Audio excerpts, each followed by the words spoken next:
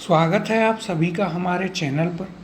पिछली क्लास में हमने मौर्य काल या मौर्य साम्राज्य वाला जो चैप्टर है वो स्टार्ट किया था। उसके काफ़ी सारे क्वेश्चंस भी हमने किए, चीज़ों को हमने काफ़ी डिटेल में भी डिस्कस किया, चंद्रगुप्त मौर्य के बारे में, बिंदुसार के बारे में, और कुछ चीज़ें वहाँ पर हमने सम्राट अशोक के बारे में भी डिस्कस की थी। इसके अलावा पिछले चैप्टर की जो PDF है वो हमारी वेबसाइट पर डाल दी गई है और वेबसाइट का लिंक इस वीडियो के डिस्क्रिप्शन में है, तो यहाँ से आप हमारी वेबसाइट को विज़िट कर उस PDF को डाउनलोड कर लीजिए।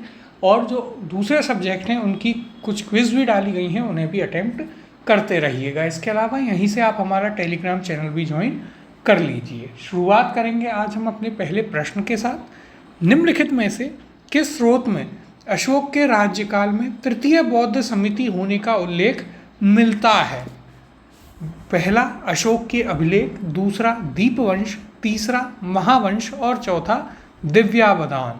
नीचे दिए गए कूट से सही उत्तर का चयन कीजिए। ऑप्शन है ए पहला और दूसरा, ऑप्शन बी दूसरा और तीसरा, ऑप्शन सी तीसरा और चौथा, या फिर ऑप्शन डी पहला और चौथा। और ये देखिए काफ़ी इम्पॉर्टेंट क्वेश्चन है, जहाँ भी साहित्य से रिलेटेड यदि कोई भी क्वेश्चन पूछा जाता है तो वो आपके लिए काफ़ी इम्पॉर्टेंट है।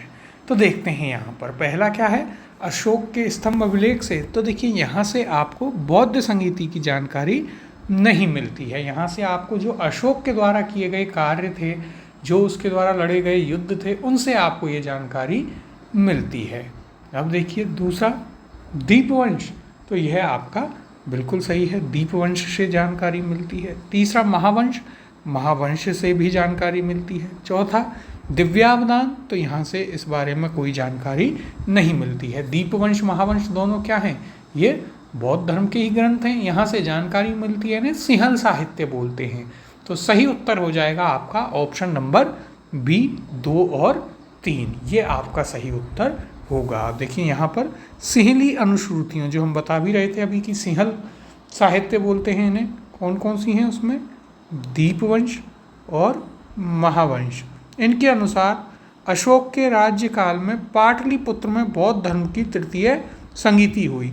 इसकी अध्यक्षता किसने की? मोगलीपुत्र तिस्स नामक प्रसिद्ध बौद्ध भिक्षु ने की थी। और ये अब इसके बारे में डिटेल्स तो हम आपको बौद्ध धर्म वाले चैप्टर में ऑलरेडी बता ही चुके हैं, तो इसमें हमें बहुत ज़्यादा जानने की आवश्यकता नहीं है। बाकी की चीज़ें जो हैं वो आपको यहाँ पर बताई ही हैं कि कौन सा, कहाँ से आपको ये जानकारी मिलती है, किस, और यहाँ पर क्या जानकारी है वो आपको यहाँ पर बता दिया गया है। अब देखिए यहाँ पर यदि हम सम्राट अशोक के बारे में कुछ बातें करें, जो हमने आपको कुछ उनमें से कल बताई भी थी, जैसे कि, तो देखिए राजा बनने से पहले वह अवंती का गवर्नर था, और बौद्ध साहित्य ऐसा कहता है कि 4 वर्षों तक उसने अपने राज के लिए संघर्ष किया, भाइयों से युद्ध किया, 99 भाइयों की हत्या की, और तब जाकर वह राजगद्दी पर बैठता है। माता का नाम भीमा था या सुभद्रांगी था, जो हमने कल आपको बताया भी था। अब देखिए कुछ फैक्ट्स हैं जो हम यहाँ पर लिख लेते हैं सम्राट अशोक के बारे में। तो देखिए एक एक करके देखते हैं। सबसे पहले सम्राट अशोक की पत्नी और जो उनके बच्चे थे उन्हें हम देख लेते हैं। तो देखिएगा यहाँ पर सबसे पहली जो पत्नी थी सम्राट अशोक की, उनका नाम था देवी। क्या नाम था? देवी। और इससे सम्राट अशोक को एक पुत्र था, पुत्र का नाम था महेंद्र। और जो बेटी थी उसका नाम था संघमित्रा। क्या था? संघमित्रा। ये दोनों कहाँ जाते हैं? ये दोनों जाते हैं श्रीलंका, और श्रीलंका में बौद्ध धर्म को फैलाते हैं। फिर देखिए दूसरी पत्नी, कल हमने आपको उसका नाम भी बताया था। क्या नाम था दूसरी पत्नी का? कारुवाकी।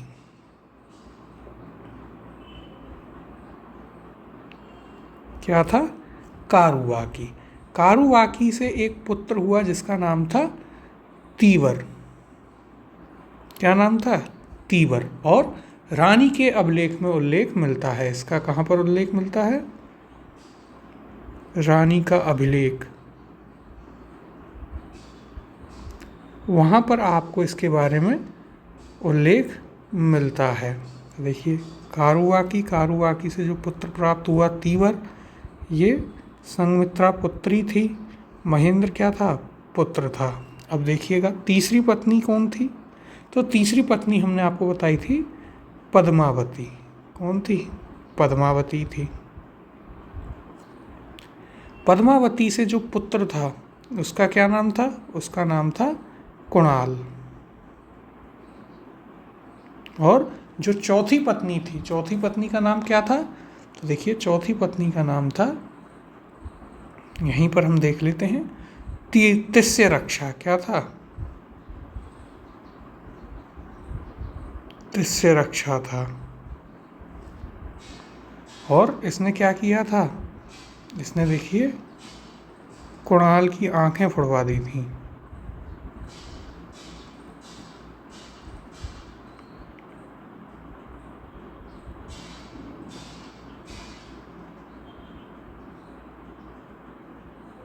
और सम्राट अशोक ने फिर इसे जिंदा जलवा दिया था। अब देखिए इसके अलावा कुछ और इम्पोर्टेंट फैक्ट हैं। जब सम्राट अशोक का जो शासनकाल था उसके 8वें साल में, यानी कि 8th ईयर में, सम्राट अशोक कहाँ जाता है, क्या करता है, देखिए 8th ईयर में कलिंग आक्रमण कर देता है। क्या करता है, कलिंग पर आक्रमण कर देता है। कलिंग की यदि हम बात करें तो वहाँ का राजा कौन था, तो देखिए कलिंग के बारे में हम यदि यहाँ पर बात करें तो कलिंग का राजा उस समय हुआ करता था नंदराज। कौन था, नंदराज। क्यों इम्पोर्टेंट था कलिंग, तो देखिए वहाँ पर मौर्यों का एक तट हुआ करता था जिससे वो व्यापार किया करते थे। इसकी हम डिटेल में बात करेंगे जब आपकी सब्जेक्टिव क्लास लेंगे वहाँ पर, तब हम उसके बारे में डिटेल में बात करेंगे। और उस पोर्ट जो था या तट जो था वह आता था कहाँ पर, कलिंग में। और कलिंग का राजा नंदराज उस पर अपना अधिकार समझता था, उसको लेकर के इनमें युद्ध हुआ था। और यदि हम बात करें राजधानी की, तो देखिए कलिंग की राजधानी क्या थी, कलिंग की राजधानी थी तोसली। क्या थी, तोसली। ये फैक्ट आप याद रखिएगा। खारवेल के हाथी गुम्फा अभिलेख से इसके बारे में जानकारी मिलती है। इसके अलावा हम यदि बात करें तो जो अशोक अपने शासनकाल के 10वें वर्ष में कहाँ जाता है, बौद्ध गया जाता है। और फिर 20वें शासनकाल में कहाँ जाता है, 20वें शासनकाल में जाता है लुम्बिनी। तो ये कुछ इम्पोर्टेंट फैक्ट हैं जो आपको याद रखने हैं अशोक के बारे में। फिर देखिए हम सभी जानते हैं कलिंग पर आक्रमण करता है जिसमें 1.5 से 2 लाख लोग मारे गए और इतने ही लोगों को युद्धबंदी बनाया गया। इसके बाद जो है सम्राट अशोक अपनी युद्ध नीति को छोड़ देता है, लेकिन ऐसा नहीं है कि युद्ध नीति को छोड़कर वो संत महात्मा हो जाता है, अपना धम्म नीति को अपनाता है। और फिर इसके अलावा और यदि हम बात करें तो वो मोगली पुत्र इसके कारण ही बौद्ध धर्म से प्रभावित होता है काफ़ी ज़्यादा। और जो सुसीम का पुत्र था निग्रोध, उसने अशोक को बौद्ध धर्म में दीक्षा दिलाई थी। इसके अलावा देखिए इसने और क्या किया, श्रीनगर बसाया। सम्राट अशोक ने क्या किया, श्रीनगर बसाया।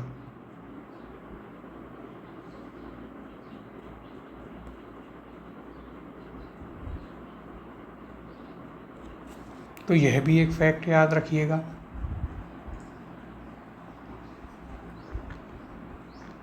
अब यहाँ पर हम अगला प्रश्न देखते हैं। देखिए ये सारे फैक्ट्स याद रखिएगा और जैसे जैसे चीज़ें आती जाएंगी हम आपको बताते हुए चलेंगे। अगला प्रश्न है, अशोक के शासनकाल में बौद्ध सभा किस नगर में आयोजित की गई थी? ऑप्शन है ए मगध में, बी पाटलिपुत्र में, सी समस्तीपुर में, या ऑप्शन डी राजगृह में। तो सही उत्तर है इसका ऑप्शन नंबर बी पाटलिपुत्र। अध्यक्ष कौन थे, मोगलीपुत्र थे। और यही वो बौद्ध संगीति थी जिसमें अशोक जाता है और जो लोग बौद्ध धर्म को बांटने में लगे हुए थे उनको बाकायदा धमका के आता है कि यदि ये चालू रहा तो सभी को उठा करके जेल में बंद कर दूंगा। अगला प्रश्न है, निम्नलिखित मौर्य शासक बौद्ध धर्म के अनुयायी थे। पहला चंद्रगुप्त, दूसरा अशोक, तीसरा बिंदुसार और चौथा दशरथ। तो देखिए एक एक, दशरथ कौन था, यहाँ पर दशरथ अशोक का पौत्र जो था वो है। तो देखिए सही उत्तर चुनिए। ऑप्शन ए पहला एवं दूसरा, ऑप्शन बी 2 एवं 3, ऑप्शन सी 3 एवं 4, ऑप्शन डी 2 एवं 4 और ऑप्शन ई 1 एवं 3। तो एक एक करके इन्हें देखते हैं। तो देखिए यदि हम बात करें तो चंद्रगुप्त मौर्य यह क्या ये बौद्ध धर्म का अनुयायी था? तो ऐसा नहीं था। चंद्रगुप्त मौर्य बौद्ध धर्म को नहीं मानता था या इसका अनुयायी नहीं था, ये जैन धर्म को मानता था। चंद्रगुप्त मौर्य किसे मानता था? जैन धर्म का इसने संलेखना दी थी। फिर देखिए अशोक बिल्कुल मानता था बौद्ध धर्म को। तीसरा बिंदुसार, तो बिंदुसार क्या था, क्या ये मानता था इसमें? तो बिंदुसार का हमने आपको बताया था यह भी नहीं मानता था, यह आजीवक को मानता था। किसको मानता था? आजीवक। और अशोक का पोता जो था दशरथ, वह मानता था बौद्ध धर्म में। दोनों दादा पोते एक साथ रहते थे। तो यहाँ पर उत्तर हो जाएगा आपका ऑप्शन नंबर डी 2 एवं 4, यह सही उत्तर होगा। देखिए इंपॉर्टेंट क्वेश्चन है, ऐसे प्रश्न पूछे जाते हैं और ये बहुत ज़्यादा आपको कंफ्यूज भी करते हैं। अब देखिए यहाँ पर एक और फैक्ट आप लिख लीजिएगा। क्या? तो देखिए कि बौद्ध धर्म में किसने दीक्षित किया। तो देखिए यहाँ पर यदि हम बात करें तो दीपवंश और महावंश में जो आपको मिलता है, दीपवंश और महावंश के अनुसार ये क्या कहते हैं दोनों ही, ये दोनों कहते हैं कि निग्रोथ ने अशोक को बौद्ध धर्म में दीक्षित किया। क्या कहते हैं कि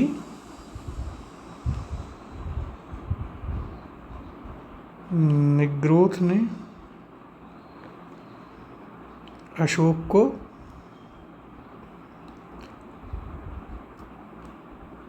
बौद्ध धर्म में दीक्षित किया। ये जानकारी कहाँ से मिलती है? दीपवंश और महावंश से मिलती है। अब यदि हम बात करें दिव्यावदान जो है उसमें चीनी यात्री जो था वेनस्वांग, वो कहता है कि उपगुप्त ने किया। अब जबकि देखिए यहाँ पर एक और क्या याद रखना है, दिव्यावदान।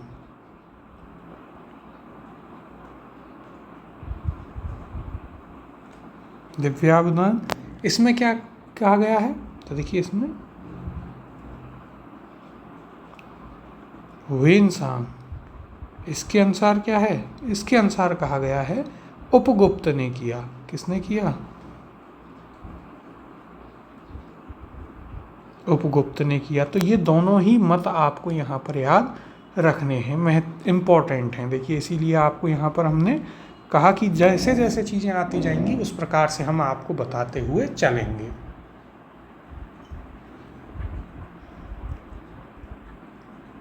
तो यहाँ पर अब आपको एक तो यह पता लग गया कि कौन कौन से जो मौर्य शासक थे वो बौद्ध धर्म के अनुयायी थे, और अशोक बौद्ध धर्म में उसको किसने दीक्षित किया यह भी आपको अलग अलग जो ग्रंथ हैं उनसे पता चलता है, और उनमें से कौन सा ग्रंथ क्या मानता है वह आपको यहाँ से अब याद रखना है।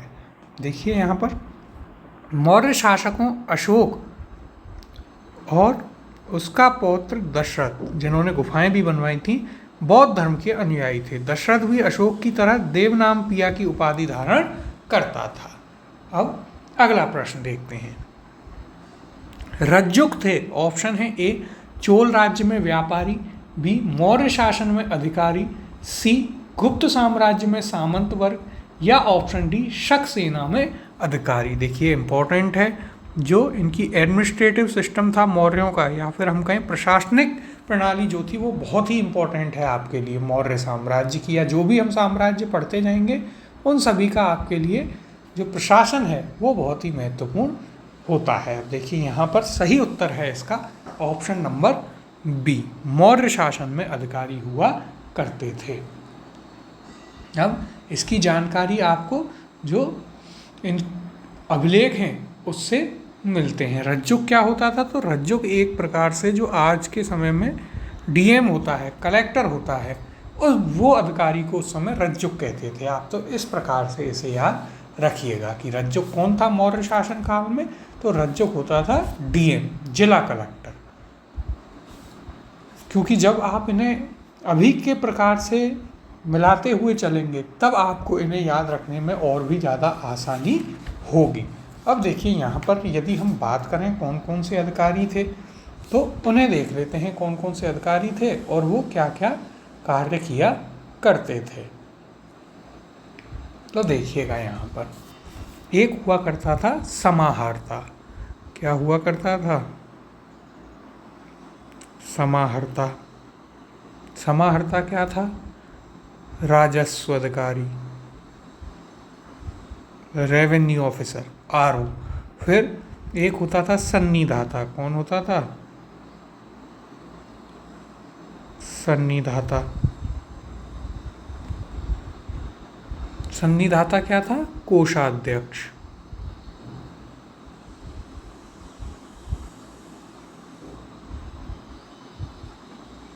फिर एक होता था कर्मांतिक। क्या होता था? एक अधिकारी होता था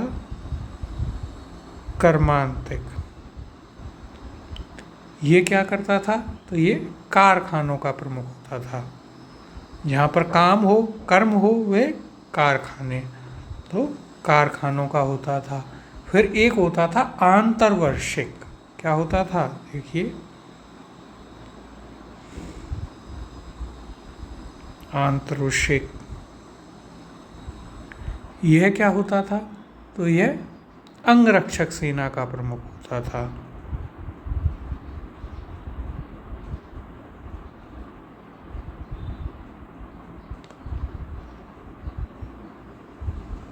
यानी कि ऐसे याद रखिए, ये तो आपका आरओ हो गया, रेवेन्यू ऑफिसर, ठीक है। सन्निधाता आपका कोषाध्यक्ष हो गया, यानी कि अकाउंट ऑफिसर, एओ, आरओ, एओ।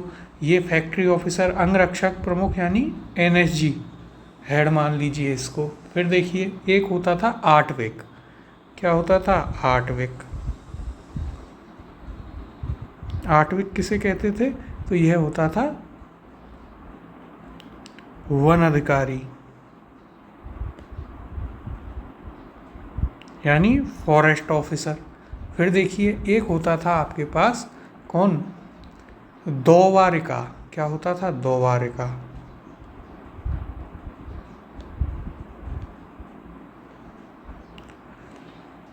दोवारिका होता था राजमहल में जो जो चीज़ें की आवश्यकता है उनके लिए जो अधिकारी होता था। साबुन ख़त्म हो गए, साबुन ला, या और भी ऐसी चीज़ें। फिर एक होता था यहाँ पर प्रशासता। प्रशासता क्या था? ये पत्राचार का, यानी कि एक तरफ से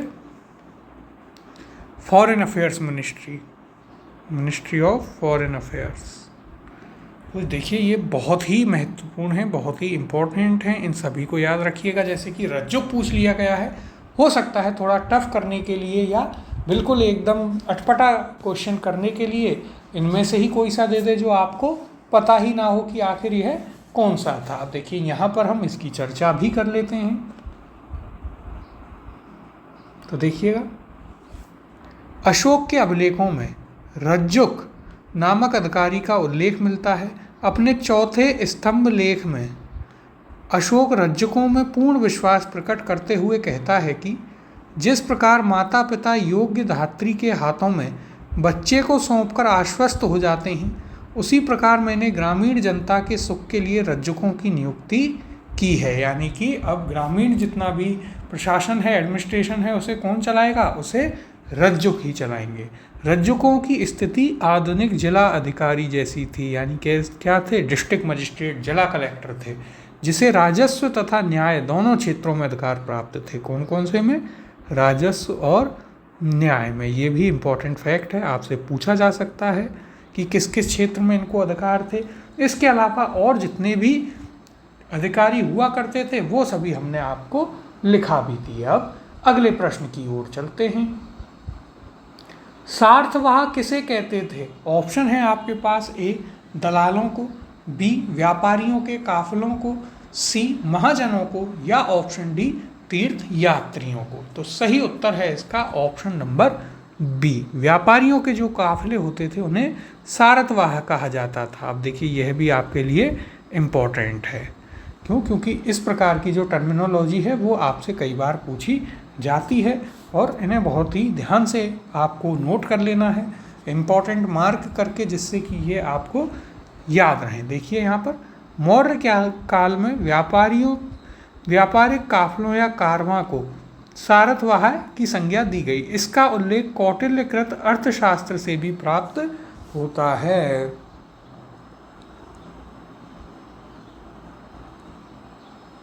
अब अगला प्रश्न देखते हैं।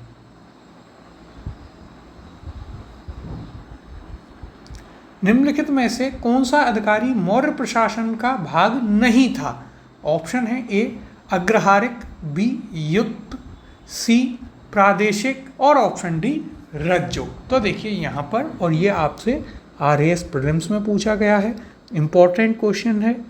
आप इसे तभी कर पाएंगे जब आपको सारे अधिकारियों का पता होगा कि ये अधिकारी मौर्य प्रशासन में हुआ करते थे, जो कि हमने अभी आपको सारे लिखाए भी हैं।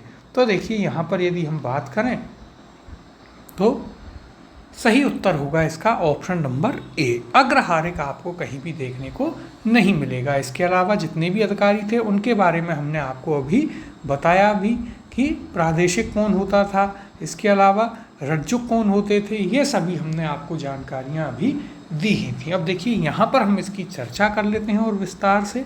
तो देखिए अशोक के लेखों में उसके प्रशासन के कुछ महत्वपूर्ण पदाधिकारियों के नाम मिलते हैं। अशोक के तृतीय शिलालेख में 3 पदाधिकारियों के नाम मिलते हैं। देखिए इम्पोर्टेंट है, क्या तृतीय शिलालेख, क्या जानकारी मिलती है? 3 पदाधिकारियों के बारे में यह जानकारी मिलती है।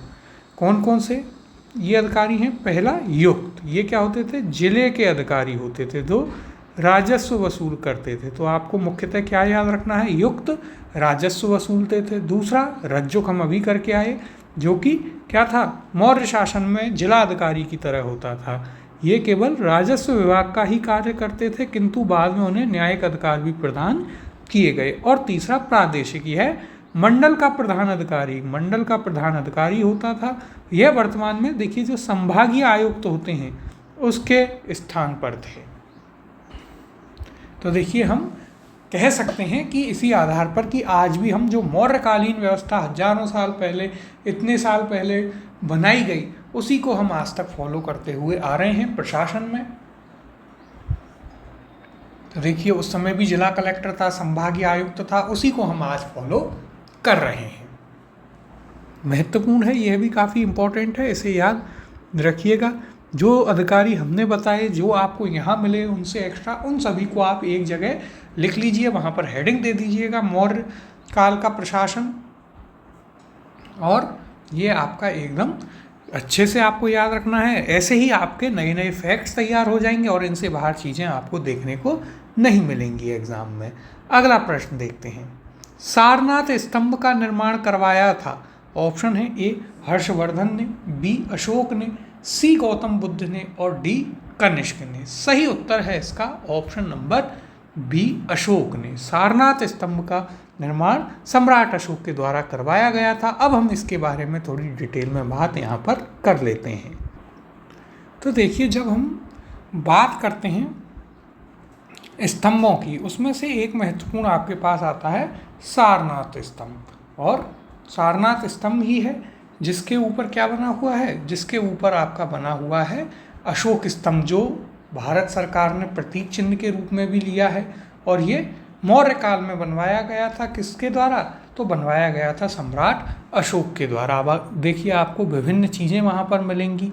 कई मुख्यतः 4 स्तूप आपको मिलते हैं जिन पर हम बात करते हैं। फिर इसके अलावा आपको कई सारे वहाँ पर गुहालेख मिलेंगे, स्तंभ लेख मिलेंगे, उन सभी पर हम धीरे धीरे चर्चा करेंगे। अब देखिए यहाँ पर सारनाथ स्तंभ की यदि हम बात करें तो देखिएगा, सारनाथ स्तंभ का निर्माण अशोक ने कराया था। इस स्तंभ के शीर्ष पर सिंह की आकृति बनी है जो शक्ति का प्रतीक है। इस प्रतिकृति को भारत सरकार ने अपने प्रतीक चिन्ह के रूप में लिया और यह स्तंभ मौर्ययुगीन वास्तुकला का सबसे अच्छा उदाहरण है। तो देखिए यही चीज़ हमने आपको बताई, कुछ यही चीज़ें हैं जो आपको यहाँ पर याद रखनी है इनके बारे में।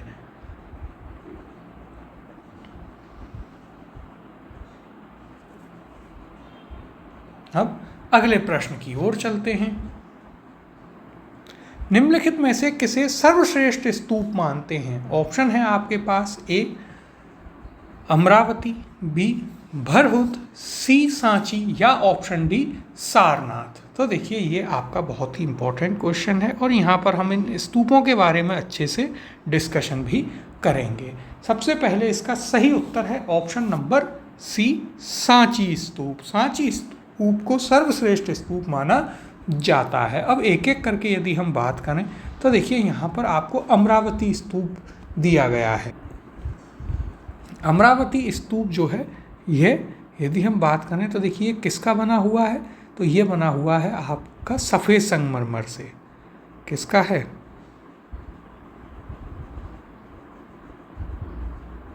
संगमरमर से बना हुआ है, याद रखिएगा। फिर आपके पास आता है कौन सा? तो भरहुत स्तूप कहाँ पर है? तो देखिए ये है आपका एमपी में। और यदि हम बात करें तो ये सेकंड प्राचीनतम स्तूप है। क्या है? सेकंड प्राचीनतम स्तूप है।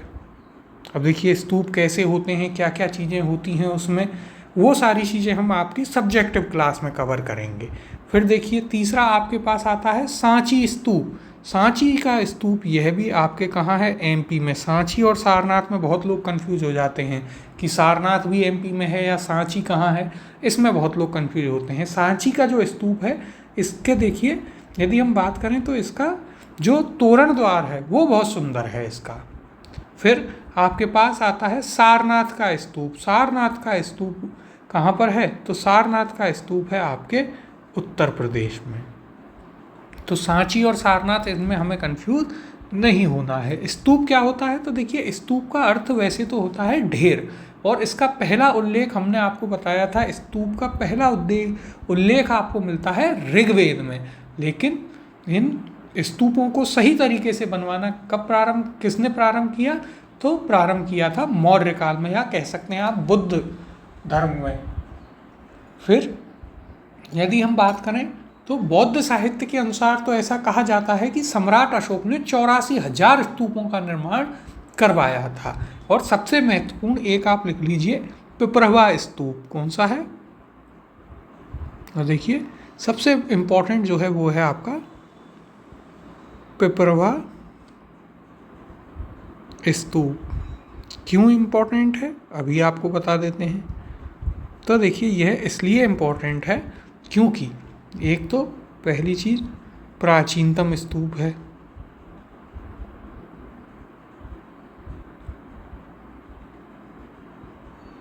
पहली चीज़। दूसरी इसके बारे में, और कहाँ पर है? तो यह भी आपका उत्तर प्रदेश में है, याद रखिएगा। और यहाँ से आपको क्या मिलते हैं? भगवान बुद्ध के अवशेष मिलते हैं। क्या मिलते हैं यहाँ से?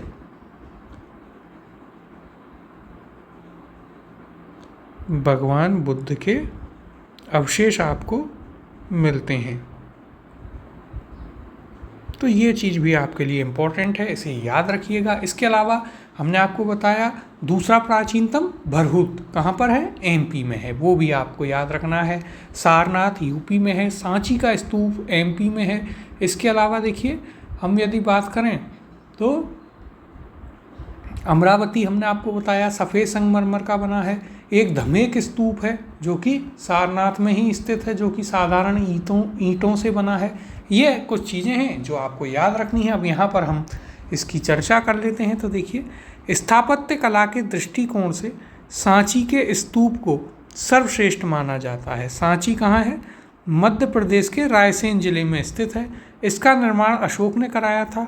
इस स्तूप का आरंभिक काल 3वीं शताब्दी ईसा पूर्व माना जाता है, जबकि भरहुत का स्तूप कहाँ है? मध्य प्रदेश के सतना जिले में है। सांची तथा भरहुत के स्तूपों की खोज एलेक्जेंडर कनिंघम ने की थी। अमरावती का स्तूप आंध्र प्रदेश में स्थित है। आंध्र प्रदेश के गुंटूर जिले में कृष्णा नदी के दाहिने तट पर है। कर्नल कॉलिन मैकेंजी ने 1797 में इस स्तूप का पता लगाया था। सारनाथ का धमेक स्तूप गुप्तकालीन है, जो बिना अधिष्ठान के समतल भूमि पर बनाया गया है। अब देखिए, आपसे ये जब चैप्टर ही हमने स्टार्ट किया था तब भी यह चीज़ कही थी कि हम भारतीयों को ही हमारा इतिहास नहीं पता था, क्योंकि हम तो धर्म में लगे हुए थे, वैदिक काल में, हिंदू में, फिर मुस्लिम में बट गए। इस प्रकार से हम तो उसी चीज़ में बिजी थे।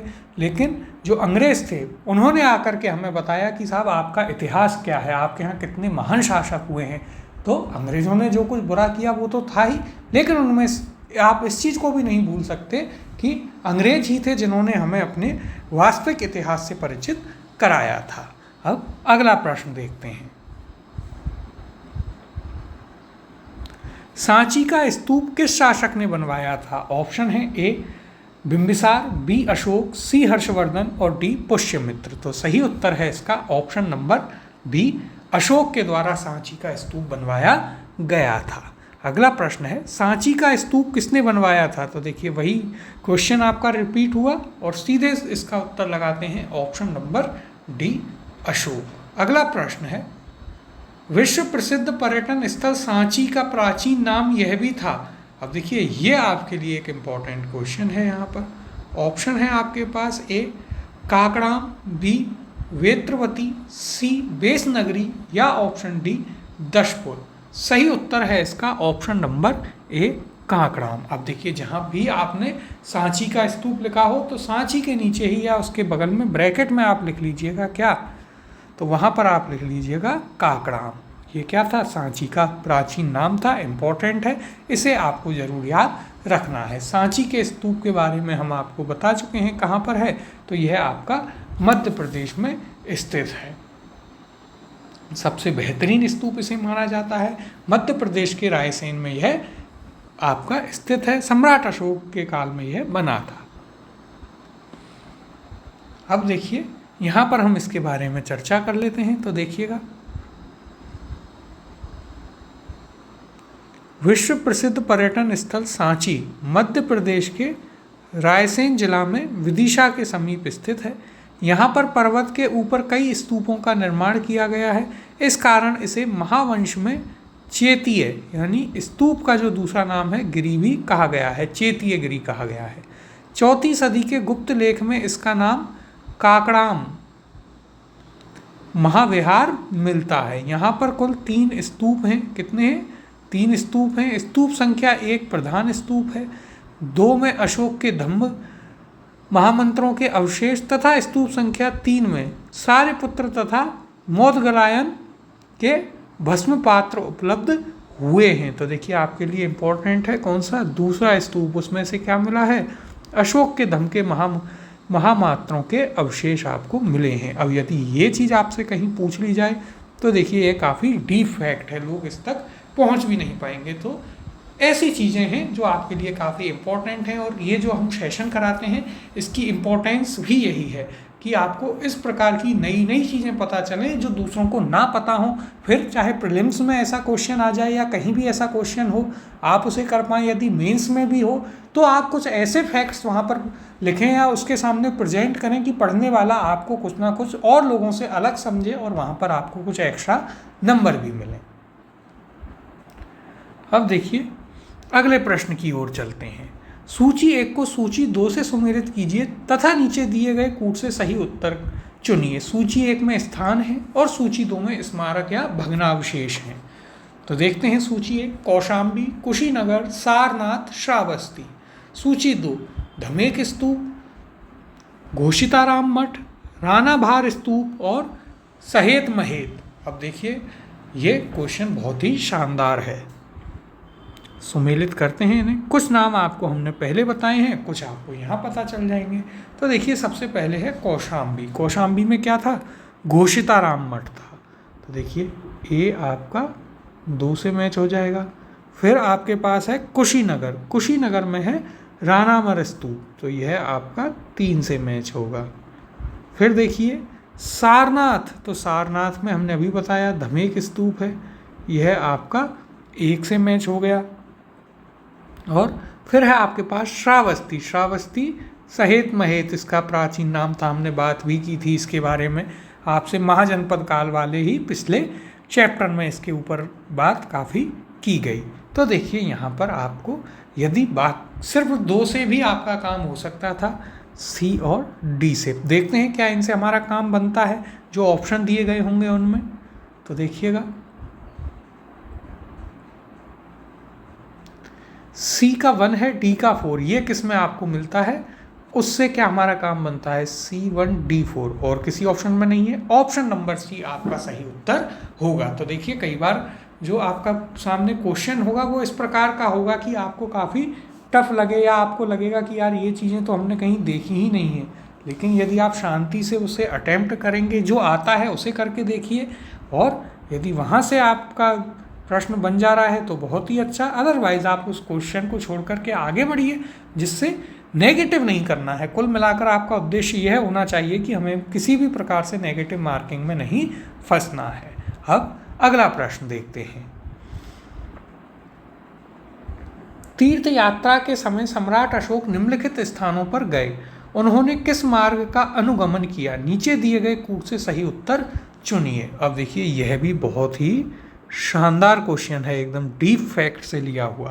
पहला गया, दूसरा कपिलवस्तु, तीसरा कुशीनगर, चौथा लुम्बिनी, पांचवा सारनाथ और छठवां श्रावस्ती। कूट दिए गए हैं। ऑप्शन ए 1 2 3 4 5 तथा 6, बी 1 3 4 2 5 तथा 6। आगे देखते हैं, सी 4 5 6 3 2 1, और ऑप्शन डी 4 2 1 5 3 और 6। तो देखते हैं यहाँ पर कि उन्होंने कौन कौन से, जब वो अपनी धार्मिक यात्रा पर निकलते हैं तो क्या उन्होंने रूट लिया, उसकी बात यहाँ पर आपसे की गई है। तो देखिए यहाँ पर यदि हम देखें तो हमने आपको बताया था कि सम्राट अशोक जो है अपने शासनकाल के 10वें वर्ष में, देखिए आपको यह जानकारी हमने शुरुआत में ही दे दी थी कि 10वें शासनकाल में बौद्ध गया जाता है और 20वें में कहाँ जाता है, लुम्बिनी जाता है। तो ये आपको याद रखना है, 2 चीज़ें आपको पता हैं। अब देखिए बाकी की चीज़ें हम आपको यहाँ से बताते हुए चलेंगे। सही क्रम की यदि हम बात करें तो देखिए सबसे पहले सम्राट अशोक कहाँ जाते हैं, तो वे जाते हैं लुम्बिनी में। कहाँ, लुम्बिनी। तो यह आपका पहले नंबर पर, जब बौद्ध धर्म को अपना लिया तो वह सबसे पहले वहाँ जाता है जहाँ पर भगवान गौतम बुद्ध का जन्म हुआ था। फिर देखिए उसके बाद लुम्बिनी के पास कपिलवस्तु, तो वहाँ जाएगा। फिर इसके बाद यदि हम बात करें तो उसके बाद सारनाथ गए थे 3, फिर इसके बाद आपका आता है कुशीनगर 4, फिर आपके पास आएगा श्रावस्ती और अंत में गया। इस प्रकार से आप याद रखिए। यदि यहाँ पर देखिए आपको पहले 3 भी याद हैं तो भी यह आपका आसानी से क्वेश्चन हो जाए। काफ़ी अच्छा क्वेश्चन है। इस टाइप के जो क्वेश्चन पूछे जाते हैं उनमें आपको ज़्यादा समय नहीं गंवाना है, उनमें सिर्फ आपको इतना ही ध्यान रखना है कि क्या यह प्रश्न मेरे से बन रहा है तो बिल्कुल ठीक है, और यदि नहीं बन रहा है तो आप तुरंत अगले प्रश्न की ओर चले जाइए। तो देखिए यहाँ पर क्या बना हमारा कूट, यहाँ पर हमारे पास सबसे पहले 4 है, फिर 2 है, फिर आपका 1 है, उसके बाद 5 है, 3 है और 6 है। तो देखिए यहाँ पर आपका सही उत्तर हो जाएगा ऑप्शन नंबर कौन सा, डी। यह आपका सही उत्तर होगा। अब यहाँ पर देखिए यदि हम इसके बारे में बात करें तो यहाँ क्या कहा गया है, अभिलेखीय साक्ष्यों के आधार पर बौद्ध धर्म ग्रहण करने के उपरांत अशोक ने आखेट तथा विहार यात्राओं को रोक दिया तथा उनके स्थान पर धर्म यात्राओं को प्रारंभ किया। वह महात्मा बुद्ध के चरण चिन्हों से पवित्र हुए स्थानों में राज्याभिषेक के 10 वर्ष बाद, जो कि 8वें शिलालेख से आपको पता चलता है कहाँ गया, बौद्ध गया। 20 वर्ष बाद रुमंदेई अभिलेख से पता चलता है रुमंदेई गया और उनकी पूजा की, जो हमने आपको बताया भी था कि वहाँ पर कर माफ़ी भी सम्राट अशोक ने की थी। इतिहासकार विंसेंट आर्थर स्मिथ ने अपनी पुस्तक Ashoka the Buddhist emperor of India के 7वें अध्याय the Indian legend of Ashoka में साहित्यिक साक्ष्यों के आधार पर उपगुप्त के साथ अशोक की धम्म यात्राओं का क्रम इस प्रकार दिया है: लुम्बिनी, कपिलवस्तु, बोधगया, सारनाथ, कुशीनगर, श्रावस्ती। तो देखिए ये आपका अब क्वेश्चन हो गया है। इम्पॉर्टेंट क्वेश्चन था, लेकिन इस प्रकार के जो क्वेश्चन आते हैं उसमें आपको ज़्यादा नहीं फंसना है। अब अगले प्रश्न की ओर चलते हैं। अशोक के शिलालेखों में प्रयुक्त भाषा है, ऑप्शन है ए संस्कृत, बी प्राकृत, सी पाली या ऑप्शन डी हिंदी। तो देखिए ये आपके लिए एक इम्पॉर्टेंट क्वेश्चन भी है और यहाँ पर हम शिलालेखों के बारे में कुछ बात भी आपको बताएंगे। सही उत्तर है इसका ऑप्शन नंबर बी प्राकृत। अशोक के शिलालेखों में कौन सी भाषा प्रयुक्त की गई? प्राकृत। और शायद यह भी एक वजह रही होगी क्योंकि बाद में भारत में प्राकृत भाषा तो प्रचलन में नहीं रही, तो लोग समझते होंगे पता नहीं क्या पत्थर सा पड़ा है और उस पर क्या बना हुआ है। तो यह भी एक कारण रहा कि लोग जो हैं भारत में अपने इतिहास को नहीं जान पाए। लेकिन उससे बड़ा कारण तो यही था कि हम धर्म में पड़ गए। अब देखिए यहाँ पर यदि हम बात करें अशोक के जितने भी लेख हैं, शिलालेख हैं, उनके बारे में हम बात कर लेते हैं। तो देखिए शिलालेखों में उसके आते हैं, एक बृहद शिलालेख हैं जिनकी संख्या 14 है, 8 स्थानों से मिलते हैं। शाहबाजगढ़ी, मानसेरा या मानसेरा दोनों पाकिस्तान में है। फिर कालसी उत्तराखंड में, जूनागढ़ गुजरात से, सोपारा महाराष्ट्र में, धौली या जौगढ़ उड़ीसा से और एरगुड़ी आंध्र प्रदेश में है। यह आपको याद रखना है। इसके अलावा कुछ लघु शिलालेख मिलते हैं जहाँ पर अशोक के बारे में व्यक्तिगत जानकारियाँ हैं, जैसे मास्की है कर्नाटक में, गुर्जरा है शिलालेख मध्य प्रदेश में, उसमें अशोक का नाम आपको लिखा मिलता है। फिर उदयगोलम कर्नाटक में, नेट्टूर कर्नाटक में और बाकी सभी में जो है देवनाम प्रिय या देवनाम प्रियदर्शी नाम मिलता है। फिर भाब्रू का अभिलेख है, ब्रह्मगिरी अभिलेख है, जटिंग है, रामेश्वर में कर्नाटक में है दोनों, जहाँ से धम्म की जानकारी मिलती है। फिर स्तंभ लेख हैं जो कि 7 हैं, जैसे प्रयाग प्रशस्ति है जो कि मूल रूप से कौशाम्बी में था, अकबर ने उसे जो है प्रयाग या इलाहाबाद में रखवा दिया था। इसमें अशोक का लेख है, रानी का लेख है, समुद्रगुप्त का भी लेख है, बीरबल का भी लेख मिलेगा, जहांगीर ने भी कुछ अपने लेख उसमें लिखवाए। फिर टोपरा है जो कि दिल्ली में स्थित है, टोपरा का लेख। फिर उसके अलावा उसे फिरोज शाह तुगलक ने दिल्ली में रखवाया। मेरठ दिल्ली का अभिलेख है, लौरिया अर्राज, लौरिया नंदगढ़ है, रामपुरवा है जो कि बिहार में है। फिर रुमनदेई अभिलेख है, बहुत ही महत्वपूर्ण है, जहाँ से आपको पता चलता है मौर्य काल की आर्थिक नीति के बारे में कि अशोक ने भू राजस्व, रुमनदेई जब वे जाता है तो भू राजस्व को 1/6 से घटा करके 1/8 कर देता है। सारनाथ और सांची के अभिलेख हैं जो कि बौद्ध संघ में फूट डालने वालों को चेतावनी देता है अशोक, और वहाँ पर कहता है कि जेल रहने लायक स्थान नहीं है और कैदी श्वेत वस्त्र धारण करते हैं। गुहा लेख हैं, उनके बारे में हम एक एक करके बात करेंगे। अब देखिए यहाँ पर यदि हम चर्चा करें तो क्या कहा गया है, अशोक का इतिहास हमें मुख्यतः उसके अभिलेखों से ही ज्ञात होता है। उसके अभिलेखों का विभाजन 3 वर्गों में किया जा सकता है, एक शिलालेख, दूसरा स्तंभ लेख और तीसरा गुहालेख। शिलालेख 14 विभिन्न लेखों का एक समूह है जो 8 भिन्न भिन्न स्थानों से प्राप्त किए गए हैं। ये स्थान है शाहबाजगढ़ी, मानसेहरा, दोनों कहाँ हैं? दोनों ही पाकिस्तान में है, पेशावर पाकिस्तान में। फिर देखिए कालसी है, हमने अभी आपको इन सभी के नाम बताए भी थे एक एक करके। कालसी कहाँ है? तो कालसी आपका उत्तराखंड में है। फिर देखिए एक है आपके पास गिरनार, ये कहाँ पर है? गुजरात जूनागढ़ में। फिर आपके पास आता है कौन सा? धौली। धौली कहाँ है? धौली और जौगढ़ दोनों कहाँ हैं? ये दोनों ही उड़ीसा में हैं। फिर एरागुड़ी का अभिलेख ये है कहाँ पर? आंध्र में। और इसके अलावा सोपारा, सोपारा कहाँ है? सोपारा है महाराष्ट्र में। तो अभी हमने आपको ये सारे बताए भी थे, यहाँ भी इनका जिक्र हो गया। फिर देखिए अशोक के अधिकांश अभिलेख कौन सी भाषा में हैं? प्राकृत भाषा एवं ब्राह्मी लिपि में लिखे गए हैं। सिर्फ देखिए जो आपके यहाँ पर हम यदि बात करें शाहबाजगढ़ी और मानसेहरा, ये 2 हैं जो कि आपकी खरगोष्ठी लिपि में है, यह भी याद रखिएगा। केवल देखिए यहाँ भी दे दिया, केवल 2 अभिलेखों शाहबाजगढ़ी और मानसेहरा की लिपि ब्राह्मी ना होकर कौन सी है? खरोष्टी है। तो ये इंपॉर्टेंट फैक्ट है, याद रखिएगा, यहाँ से सीधे सीधे क्वेश्चन पूछ लिया जाता है।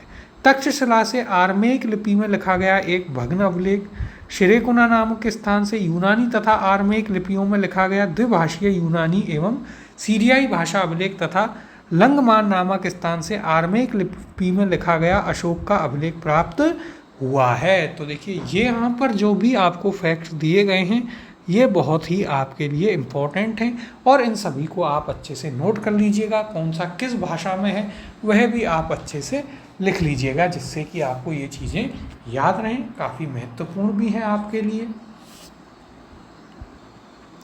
अब अगला प्रश्न देखते हैं। निम्नलिखित में से कौन सा अशोककालीन अभिलेख खरोष्टी लिपि में है? ऑप्शन है ए कालसी, बी गिरनार, सी शहबाजगढ़ी या ऑप्शन डी मेरठ। तो देखिए सही उत्तर है यहाँ पर ऑप्शन नंबर सी शहबाजगढ़ी जो है वह आपका खरोष्टी लिपि में है। शहबाजगढ़ी और कौन सा है?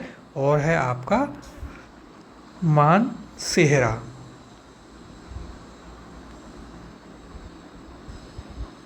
कौन सा है? मानसेहरा। दोनों कहाँ हैं? पाकिस्तान में। इसके अलावा हमने आपको बताया ही कालसी कहाँ है, ये उत्तराखंड में है। गिरनार हम जानते हैं गुजरात में है। मेरठ उत्तर प्रदेश में है। अब अगले प्रश्न की ओर चलते हैं। पत्थर पर प्राचीनतम शिलालेख किस भाषा में थे? ऑप्शन है ए पाली, बी संस्कृत, सी प्राकृत या ऑप्शन डी ब्राह्मी। सही उत्तर है इसका ऑप्शन नंबर सी प्राकृत भाषा में थे। अगला प्रश्न है ब्राह्मी लिपि का प्रथम उद्वाचन किस पर उत्कीर्ण अक्षरों से किया गया? ऑप्शन है ए पत्थर की पट्टियों पर, बी मोहरों पर, सी स्तंभों पर या ऑप्शन डी सिक्कों पर। तो देखिए सबसे पहले ब्राह्मी लिपि जो है वह उत्कीर्ण की गई थी पत्थर की पट्टियों पर यानी कि शिलालेखों पर। तो ऑप्शन नंबर ए यहाँ पर आपका सही उत्तर होगा। अब देखिए यहाँ पर हम इसके बारे में यदि बात करें तो ब्राह्मी लिपि का प्रथम उद्वाचन पत्थर की पट्टियों अर्थात शिलालेखों पर उत्कीर्ण अक्षरों से किया गया था। इस कार्य को संपादित करने वाले प्रथम विद्वान कौन थे? सर जेम्स प्रिंसेप थे। उन्होंने अशोक के अभिलेखों को पढ़ने का श्रेय हासिल किया।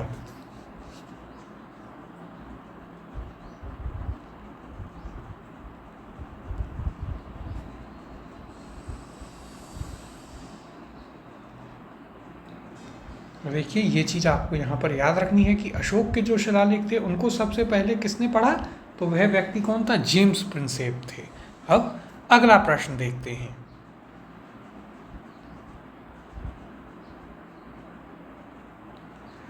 अशोक के शिलालेखों को सर्वप्रथम किसने पढ़ा था? ऑप्शन है आपके पास ए बहुलक, B Robert Sewell, C James Prinsep या ऑप्शन डी कोड्रिगटन। और देखिए यह आपसे यूपीएससी प्रीलिम्स में भी पूछा है, उसके बाद भी कई एग्जाम्स में यह पूछा गया है। सही उत्तर है इसका option number C James Prinsep. और ये इम्पोर्टेंट फैक्ट है, इसे आप ज़रूर याद रखिएगा।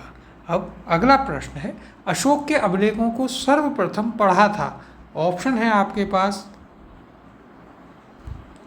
ए जेम्स प्रिंसेप ने, बी जॉर्ज व्यूलर ने, सी विंसेंट स्मिथ ने या ऑप्शन डी अहमद हसन दानी ने।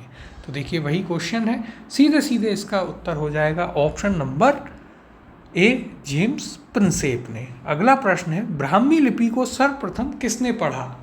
ऑप्शन है ए कनिंगम, बी एएच दानी, सी व्यूलर और डी जेम्स प्रिंसेप। तो देखिए सही उत्तर वही आपका option number D James Prinsep होगा। अब अगले प्रश्न की ओर चलते हैं। अशोक के शिलालेखों को पढ़ने वाला प्रथम अंग्रेज कौन था? तो देखिए वही क्वेश्चन रिपीट हो रहा है, सीधे उत्तर लगाते हैं option number D James Prinsep. अगला प्रश्न है सम्राट अशोक के राजा देशों को सबसे पहले विकूटन या डिसाइफर किसने किया था? तो देखिए ऑप्शन है A George Buhler, B James Prinsep, C Max Muller और डी विलियम जोन्स। और यूपीएससी प्रीलिम्स में पूछा है लेकिन क्वेश्चन बहुत ही इजी है, वही प्रश्न है जो हम करते आ रहे हैं और रिपीट हो रहा है। सही उत्तर है इसका option number B James Prinsep. अगला प्रश्न है मौर्य साम्राज्य के पेशावर के निकट उत्तर पश्चिम भाग में अशोक के शिलालेख थे? ऑप्शन है ए ब्राह्मी लिपि में, बी अरामेइक लिपि में, सी देवनागरी लिपि में, या ऑप्शन डी खरोष्ठी लिपि में। तो देखिए यहाँ पर आपसे क्या पूछा है, पेशावर के निकट। पेशावर के निकट कौन कौन से दो अभिलेख थे हमने आपको बताया, शाहबाजगढ़ी और मानसेहरा। दोनों किस लिपि में लिखे गए हैं, दोनों ही लिखे गए हैं कौन सी लिपि में, तो खरोष्ठी लिपि में। सही उत्तर हो जाएगा आपका ऑप्शन नंबर डी, खरोष्ठी लिपि में। कौन कौन से हैं पेशावर के निकट, तो देखिए उनके नाम यहाँ पर हम एक बार पुनः लिख लेते हैं। एक तो था आपका शाहबाजगढ़ी, कौन सा,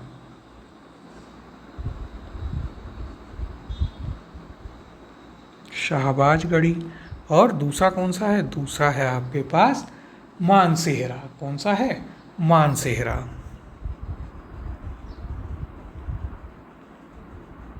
ये दोनों किस में हैं, ये दोनों हैं खरोष्ठी लिपि में। फिर इसके अलावा हमने आपको आर्मेक लिपि के जो अभिलेख थे वे भी आपको बताए। कौन सा था, तक्षशिला का था, और शेरुकुना से तो दोनों में मिला आपको। तो देखिए आर्माइक लिपि में कौन सा था, तक्षशिला का।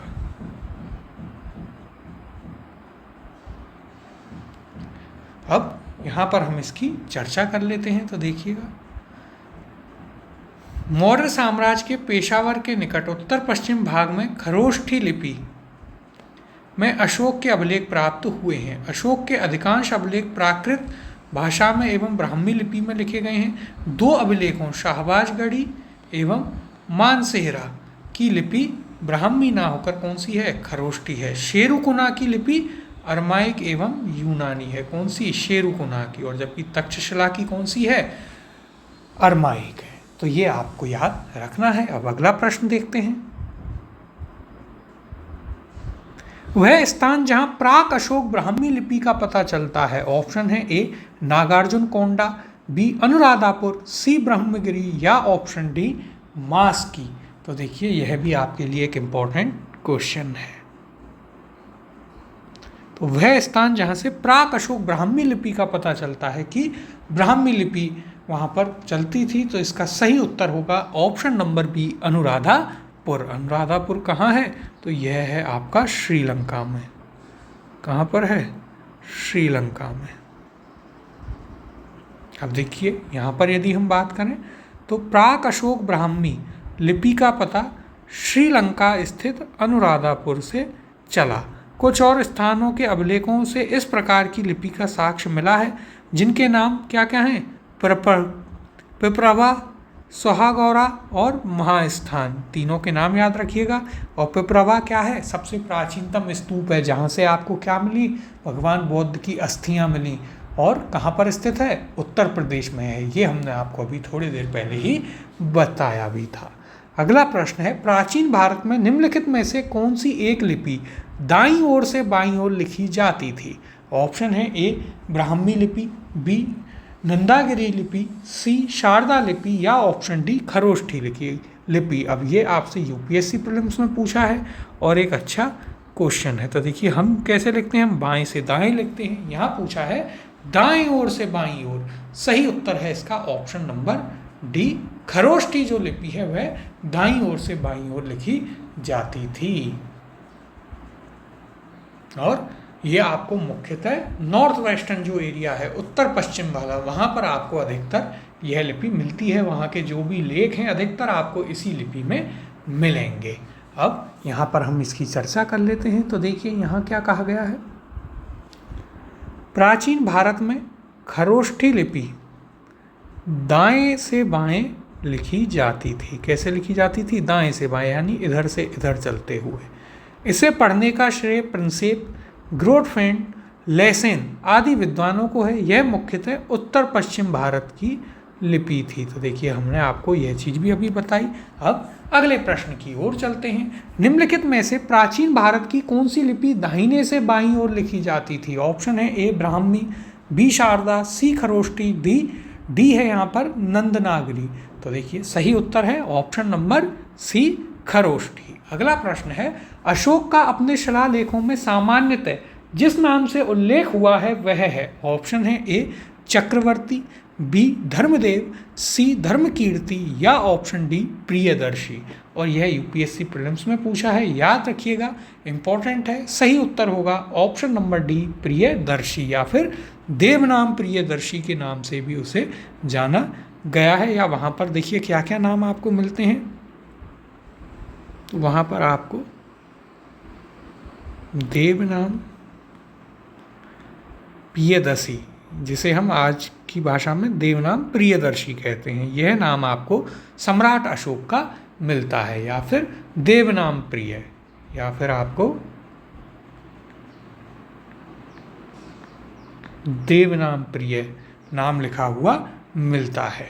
तो वहाँ से फिर धीरे धीरे जैसे जैसे करके ये हमको समझ में आया, हिस्टोरियंस ने पढ़ा कि अच्छा ये देवनाम प्रिय जो है इसी का नाम क्या है, इसी का नाम अशोक है, जो गुर्जरा अभिलेख है।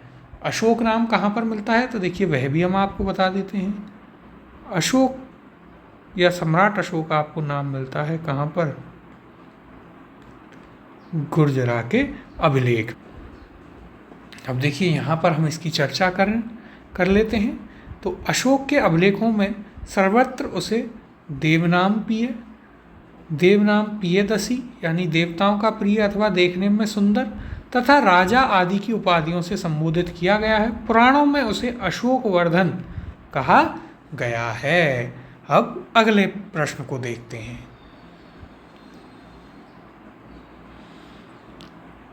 अपने शिलालेखों में अशोक सामान्यतः किस नाम से जाने जाते हैं, तो देखिए वही प्रश्न आपका रिपीट हुआ है। ऑप्शन है ए चक्रवर्ती, बी प्रियदर्शी, सी धर्मदेव या ऑप्शन डी धर्मकीर्ति। सही उत्तर है इसका ऑप्शन नंबर बी प्रियदर्शी। अगला प्रश्न है, अभिलेखों में किस शासक का उल्लेख प्रियदर्शी एवं देवनाम प्रिय के रूप में किया गया है। ऑप्शन है ए चंद्रगुप्त मौर्य, बी अशोक, सी समुद्रगुप्त और डी हर्षवर्धन। सही उत्तर है इसका ऑप्शन नंबर बी सम्राट अशोक। अब अगले प्रश्न की ओर चलते हैं। निम्नलिखित वक्तव्यों में कौन सा एक वक्तव्य अशोक के प्रस्तर स्तंभों के बारे में गलत है। ऑप्शन है ए इन पर बढ़िया पॉलिश है, बी ये अखंड है, सी स्तंभों का शेफ्ट शुंडाकार है और डी ये स्थापत्य संरचना के भाग हैं। तो देखिए, और यह आपसे यूपीएससी प्रीलिम्स में भी पूछा गया है। अच्छा क्वेश्चन है, देखते हैं एक एक करके इसे। तो देखिए क्या बताना है, उसके स्तंभों के बारे में कौन सा गलत है। पहला है इन पर बढ़िया पॉलिश है, बिल्कुल ऐसी पॉलिश की गई है अशोक स्तंभ और इन पर कि आज तक वो मिटी नहीं है, ना उस पर कोई जंग लगी है। दूसरा, ये अखंड है, बिल्कुल। तीसरा, स्तंभों का शेफ्ट जो है शुंडाकार है, तो यह भी सही है। जब हम स्थापत्य कला पढ़ेंगे वहाँ पर इसके बारे में बात करेंगे। ये स्थापत्य संरचना के भाग हैं, तो यह गलत है, ये स्थापत्य में नहीं आते हैं। ऑप्शन नंबर डी आपका सही उत्तर होगा। तो देखिए ये चीज़ आपको यहाँ पर याद रखनी है। अब देखिए हमने आपको बताया भी कि कौन कौन से स्तंभ हैं और कौन कौन से उसके अभिलेख थे, उन सभी के बारे में हमने आपको बताया है। स्तूपों के बारे में भी बताया है, तो उन्हें आप जरूर याद रखिएगा। अब अगला प्रश्न है, निम्नलिखित में से किस उभारदार मूर्ति शिल्प रिलीफ स्कल्पचर शिलालेख में अशोक के प्रस्तर रूप चित्र के साथ राजा अशोक उल्लिखित है। बहुत ही इंपॉर्टेंट और डीप क्वेश्चन यहाँ पर पूछा गया है। ऑप्शन देखते हैं इसके, ए कंगनहल्ली, बी सांची, सी शाहबाजगढ़ी, डी सोहगौरा। और यह आपसे यूपीएससी प्रीलिम्स में पूछा जा चुका है। तो देखिए इसका सही उत्तर है ऑप्शन नंबर ए कंगनहल्ली। कहाँ पर, कंगनहल्ली में। अब देखिए यदि कंगनहल्ली की हम बात करें तो यह कहाँ स्थित है, कई लोगों ने हो सकता है इसका नाम ही पहली बार सुना होगा, क्योंकि ये देखिए जब आप यूपीएससी लेवल की तैयारी करते हैं, डिटेल में चीज़ों को पढ़ते हैं, तब आपको इनके नाम पता चलते हैं। तो देखिए कंगनहल्ली स्थित है आपका कहाँ, कर्नाटक में। कहाँ पर स्थित है, तो ये स्थित है कर्नाटक में। यह भी याद रखिएगा। और यहाँ पर क्या है, यहाँ पर सम्राट अशोक जो है उसका रानी के साथ में रूप चित्रण किया गया है और उसी के नीचे राणे अशोक यानी राजा अशोक लिखा हुआ आपको मिलता है। अब देखिए यहाँ पर हम इसकी चर्चा कर लेते हैं। तो कर्नाटक के कुलबर्गी जिले में भीमा नदी के किनारे कंगनहल्ली में बौद्ध स्तूप है। यहाँ सम्राट अशोक का रानी के साथ प्रस्तर पर रूप चित्र उत्कीर्ण किया गया है, जिसके नीचे राणियों अशोक या राजा अशोक लिखा हुआ है। तो देखिए यहाँ पर वही बात है जो कि हमने आपको अभी बताई थी। और याद रखिएगा, कंगनहल्ली स्तूप कहाँ पर स्थित है, तो यह आपके कर्नाटक में स्थित है। इसके अलावा जो और स्तूप थे वह भी हमने आपको लिखा है, कौन सा कहाँ पर है आपको बताया ही था। पिपरवा, सारनाथ, सांची, धर्मराज का, अमरावती, धमेक, भरहूत, ये सभी हमने आपको बताए ही हैं। यहाँ पर भी आप इन्हें लिख लीजिएगा। फिर वहाँ पर हमने स्तंभ में सारनाथ स्तंभ की बात की थी, तो उसे भी आप याद रखिएगा। सांची स्तंभ है, रुमनदेई स्तंभ है, रामपुरवा, वैशाली, संसिका, इन्हें आप याद रखिएगा। जैसे जैसे क्वेश्चन आएंगे तो हम इनके बारे में कुछ और डिटेल्स भी आपको बताते हुए जाएंगे। अब अगला प्रश्न देखते हैं। निम्नलिखित में से किस एक अभिलेख में अशोक के व्यक्तिगत नाम का उल्लेख मिलता है? ऑप्शन है आपके पास ए कालसी, बी रुमनदेई, सी विशिष्ट कलिंग राजादेश, या ऑप्शन डी मास्की। तो देखिए यह भी आपके लिए इम्पोर्टेंट है। सही उत्तर है यहाँ पर यदि हम बात करें तो सही उत्तर है इसका ऑप्शन नंबर डी मास्की। यूपीएससी प्रीलिम्स में पूछा गया क्वेश्चन है। तो देखिए जो मास्की का अभिलेख है वहाँ पर सम्राट अशोक का आपको अशोक नाम ही लिखा हुआ मिलता है। तो देखिए यहाँ पर अशोक का इतिहास हमें मुख्यतः उसके अभिलेखों से ही ज्ञात होता है।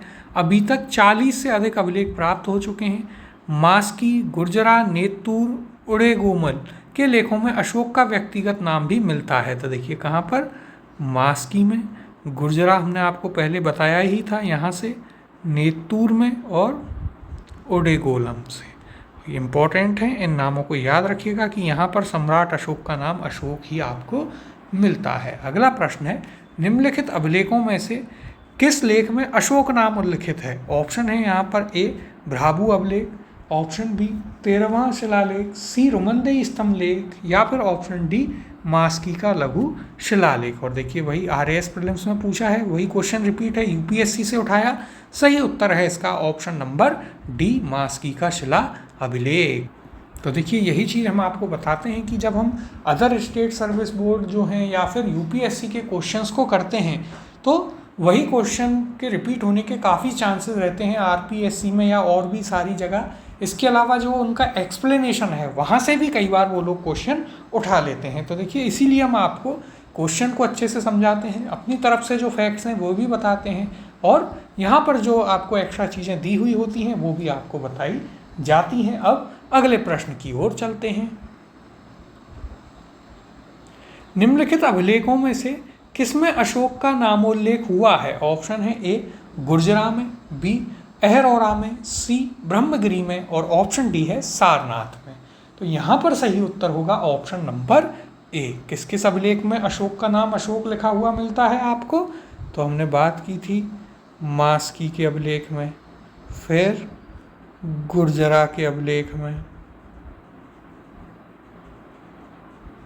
इसके अलावा और दो थे, एक नेतूर का अभिलेख था, कौन सा था, नेतूर अभिलेख, और एक था आपके पास कौन सा, उड़ेगोलम का, कौन सा था, उड़ेगोलम का अभिलेख। तो ये आपको याद रखने हैं, इम्पोर्टेंट हैं कि यहाँ चारों में आपको अशोक का नाम अशोक ही मिलता है। अगला प्रश्न है, अशोक का रुमनदेई स्तंभ संबंधित है? ऑप्शन है ए बुद्ध के जन्म से, बी बुद्ध के ज्ञान प्राप्ति से, सी बुद्ध के प्रथम उपदेश से, या फिर ऑप्शन डी बुद्ध के शरीर त्याग से। तो देखिए सही उत्तर होगा यहाँ पर आपका ऑप्शन नंबर ए। किससे संबंधित है? बुद्ध के जन्म से। कौन सा? रुमनदेई अभिलेख। इसमें इसके अलावा और क्या मिलता है? देखिए यदि हम बात करें तो आर्थिक नीति का भी पता चलता है। यदि आपसे पूछा जाए कि किस अभिलेख में आर्थिक नीति का पता चलता है मौर्य काल की, तो वह रुमनदेई अभिलेख से आपको पता चलता है। यहाँ पर क्या किया था? रुमनदेई में भू राजस्व जो था 1/6 से 1/8 कर दिया था कम करके। तो यह चीज़ भी आपको याद रखनी है, इम्पोर्टेंट है। देखिए रुमनदेई अभिलेख याद रखिएगा। यहाँ पर यदि हम चर्चा करें तो देखिए, अशोक ने अपने राज्याभिषेक के 20 वर्ष बाद लुम्बिनी की यात्रा की तथा वहाँ एक शिला स्तंभ रुमनदेई लघु स्तंभ लेख स्थापित किया। बुद्ध की जन्मभूमि होने के कारण लुम्बिनी ग्राम का भोग कर माफ कर दिया तथा भू राजस्व 1/6 से घटाकर 1/8 कर दिया। तो देखिए इंपॉर्टेंट चीज़ है, आप याद रखिएगा रुमनदेई अभिलेख के बारे में। तो देखिए हमने आपको यही कहा था, जैसे जैसे इनके ऊपर क्वेश्चन आते जाएंगे वैसे वैसे हम आपको चीज़ें बताते जाएंगे। एक ही जगह बता देंगे तो आप भी उसमें बहुत ज़्यादा कंफ्यूज हो जाएंगे। अब अगला प्रश्न देखते हैं।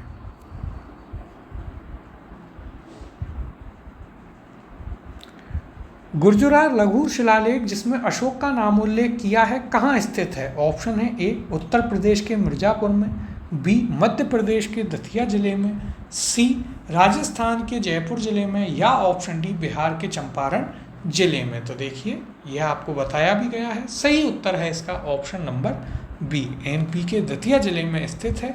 यदि आपको जिला नहीं भी पता है तो भी बस आप तो यह याद रखिएगा कि कौन सा किस राज्य में स्थित है। तो गुर्जरार शिलालेख कहाँ पर है? मध्य प्रदेश में स्थित है और इसमें अशोक को अशोक नाम से ही संबोधित किया गया है। अगला प्रश्न है, केवल वह स्तंभ जिसमें अशोक ने स्वयं को मगध का सम्राट बताया है। तो देखिए यह भी अब आपके लिए एक इम्पॉर्टेंट क्वेश्चन है। सही यहाँ पर ऑप्शन यदि देखें, ए मास्की का लघु स्तंभ, बी रुमनदेई स्तंभ, सी क्वीन स्तंभ, या ऑप्शन डी भाब्रू स्तंभ। तो सही उत्तर है इसका ऑप्शन नंबर डी भाब्रू स्तंभ। और यह हम आपको राजस्थान हिस्ट्री में काफ़ी डिटेल से बता चुके हैं, बैराट में स्थित है और यहाँ पर अशोक स्वयं को मगध का सम्राट बताता है। देखिएगा, तो देखिए भाब्रू बैराट स्तंभ लेख में अशोक ने स्वयं को मगध का सम्राट बताया है। यही अभिलेख अशोक को बौद्ध धर्मावलंबी प्रमाणित करता है कि वह बौद्ध धर्म को मानता था। यह भी कहाँ से सिद्ध होता है? भाब्रू के अभिलेख से। अब अगला प्रश्न देखते हैं। कालसी प्रसिद्ध है, ऑप्शन है ए बौद्ध चैत्यों हेतु, बी फारसी सिक्कों के कारण, सी अशोक के शिलालेख के कारण, या ऑप्शन डी गुप्तकालीन मंदिरों के कारण। तो देखिए सही उत्तर है ऑप्शन नंबर सी, अशोक के शिलालेख आपको कालसी में मिलता है। कालसी कहाँ है? कालसी है आपका उत्तराखंड में। वहाँ पर आपको क्या मिलता है? अशोक का एक शिलालेख मिलता है। तो ये थे हमारे आज के प्रश्न। इससे आगे के जो क्वेश्चन हैं वो हम अगली क्लास में करेंगे। देखिए थोड़ा बड़ा चैप्टर है, समय लगेगा, लेकिन बहुत ही इंपॉर्टेंट चैप्टर है। चीज़ों को हम आपको डिटेल में बताते हुए जा रहे हैं। तब तक आप हमारी वेबसाइट पर क्विज़ जो हैं उन्हें अटैम्प्ट कीजिए और हमारा टेलीग्राम चैनल भी ज्वाइन कर लीजिएगा। मिलते हैं अगली क्लास में आगे के क्वेश्चंस के साथ।